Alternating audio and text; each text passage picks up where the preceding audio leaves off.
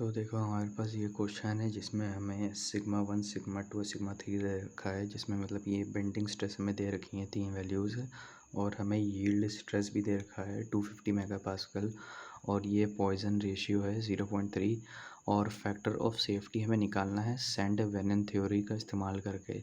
अब देखो इसमें जो सेंट वेनन थ्योरी ये कहती है, मतलब कि इसका सिंपल सी फॉर्मूला ही है डायरेक्ट, जिसमें factor of safety according to Saint Venant theory के हिसाब से जो उनने हमें फैक्टर ऑफ सेफ्टी का फॉर्मूला दिया था वो ऐसा था कि यहाँ पर मैं फॉर्मूला लिख देता हूँ। इसको आगे तुम अगर ऐसे दिखा सकते हो कि ये यील्ड स्ट्रेस है जो होता है ना, यही है एफ और एफ वाई, इसको यील्ड स्ट्रेस बोलते हैं। और नीचे अगर मैं इसको और दिखाना चाहूँ सही से तो ये होता है सिग्मा 1 माइनस म्यू जो कि पॉइजन रेशियो है, sigma 2 plus sigma 3 divided by E.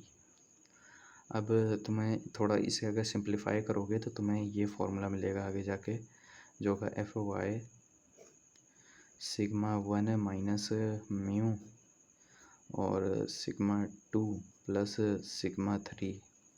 अब तुम इसमें जब वैल्यू डालोगे, जो वैल्यू तुम्हारी जो एफ ओ वाई है ना, ये तुम्हें दे रखी है, यील्ड स्ट्रेस दे रखा है, यही एफ ओ वाई, और सिग्मा 1 हमें दे रखा है, सिग्मा 2 भी दे रखा है और सिग्मा 3 भी दे रखा है, और म्यू की वैल्यू हमें पता है। तो इसमें इसकी वैल्यू डाली जाएगी तो एफ ओ वाई की वैल्यू जो इसमें दी है हमें, वो हमें दी है 250 मेगापास्कल। तो मैं लिख देता हूँ 250 मेगापास्कल डिवाइडेड बाय सिग्मा 1 हमारे पास जो है वो है 120, और माइनस 0.3 जो कि हमारा पॉइजन रेशियो है।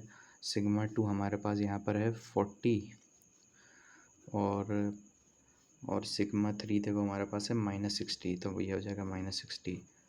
अब इसको सॉल्व करेंगे कैलकुलेटर में, तो कैलकुलेटर में सबसे पहले देखो नीचे की चीज़ सॉल्व कर लेते हैं, जो है 120 माइनस 0.3 ब्रैकेट में 40 माइनस 60। तो ये जो वैल्यू आ रही है 126 आ रही है, नीचे की वैल्यू है 126 है, और ये ऊपर में 250 मेगापास्कल ऐसे ही है।